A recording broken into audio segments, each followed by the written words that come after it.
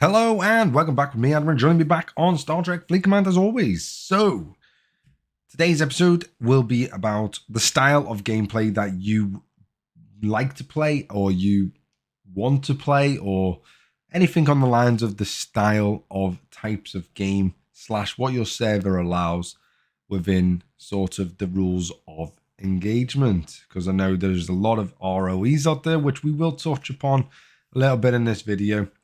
As always, hit that subscribe button, leave your likes and comment down below. Please let me know your thoughts on what type of style you enjoy the most, whether it be mining, faction hunting, whether it be hostile hunting, pirating other people's bases, or anything on the lines of that. Whether it's pay to play or whether you can do everything in the world for free. Leave your comment down below, even if it's just what type of gameplay you do. Leave a like and comment which one you prefer. Obviously, I said hit that subscribe button. That is to allow us to get to the 2,000, which is our next goal. We obviously are quite a far ways from that, but if we keep powering through and keep smashing that subscribe button, we'll get there eventually. But yeah, so we're going to talk about a few different styles. One of the styles we're going to talk about today is going to be the grinding sort of methods, which is basically what this faction hunt event is. So what is the faction hunt event? It basically means you have to go and hit PvE hostiles and grind your way to getting the amount of points that is required. For me personally, at level 39, I have to grind 1,090 points, of which I can hit pretty much level 40s to 42s quite comfortably. So I'll get about 14 points. So you're best off hitting level 40s because it means you'll last longer and you're going to get the same amount of points regardless. So level 40s for me personally will be the best level that I can hit quite a lot of and sustain that type of damage. And how long will it take? Well, it'll take me absolutely ages because 10 hostiles is going to be 140 points. Times that again by, another probably in the region of another 8. So I'm going to have to hit probably in the region of about 70 to 80 hostiles just to get the points. And that's per faction as well. So that's every single faction within this tree. So there are players that are like this style of gameplay. Me personally, I do not like this style of gameplay. I do not like having to grind for hours on end trying to do this type of hostile hunting. I am a PvE player, so I just want to point that out there. So that's a different style of player. So again, I am more PvE. I generally speaking don't get into any hostilities between players. Generally don't compete in the player versus player events because I play my game very much peaceful and PvE styled. And then obviously you got the flip side of that. And obviously I do mine predominantly free to play as well. Obviously I do buy the odd battle pass when it's obviously available. I do buy the odd one to obviously sustain myself and to progress in the game. But at the moment I'm probably only buying maybe like 2 a year. So I would class myself as a pretty good free to play example of where you can get within, a few years of playing the game. However, on the flip side of that, you have the PvP style players who obviously go out there, try and hunt bases, try and attack bases by obviously the hostilities and hitting bases. Hence why we obviously have this shield mechanism. And quite frankly, I do agree with a lot of players out there.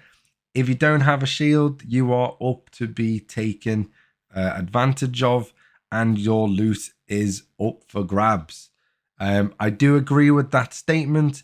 If you disagree with the statement, please let me know why you disagree with the statement. Again, I'd be very interested to know and have a little conversation with you about it. But I agree with the statement full-heartedly. At the end of the day, the shield mechanic is there.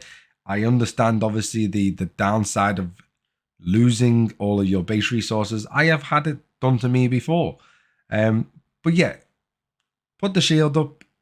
What I normally do at the moment is, because it's the cheapest way of doing it, in my opinion, I put a 1 day shield up every single day. And then I go 24 hours, put another one up. because I just constantly stay under shield. And the reason I do that is because it actually works out cheaper. I don't know why it works out cheaper, but it just does. But yeah, if you get a 1 day shield, it works out at 100 credits per day, basically. Or alternatively, you can get a 7 day shield, which works out at 1,100. But if you get the 1 day shield, you only have to spend 700 credits to get the same length of days.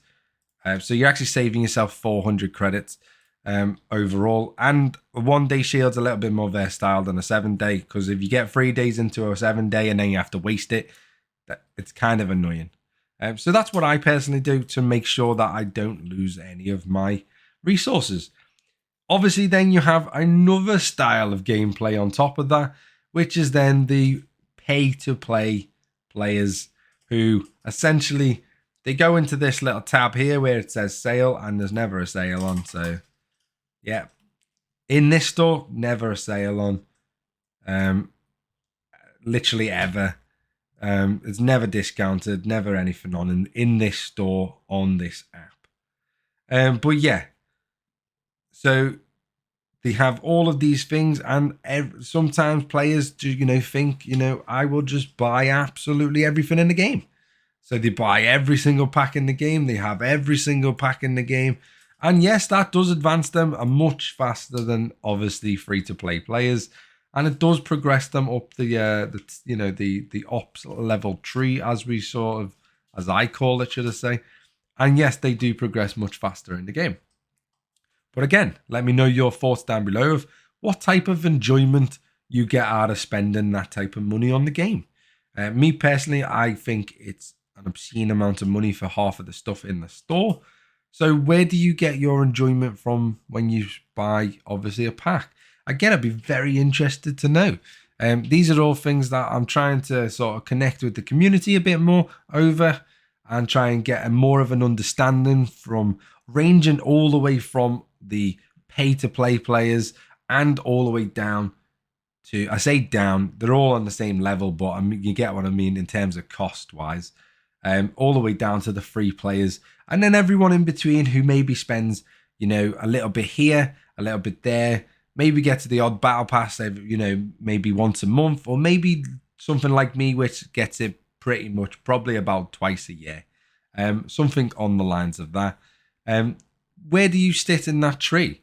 Like, how much do you spend on the game, or how much do you deem is viable to spend on the game, if that's the style of gameplay you enjoy? But yeah, all of this information would be incredibly useful for me to know.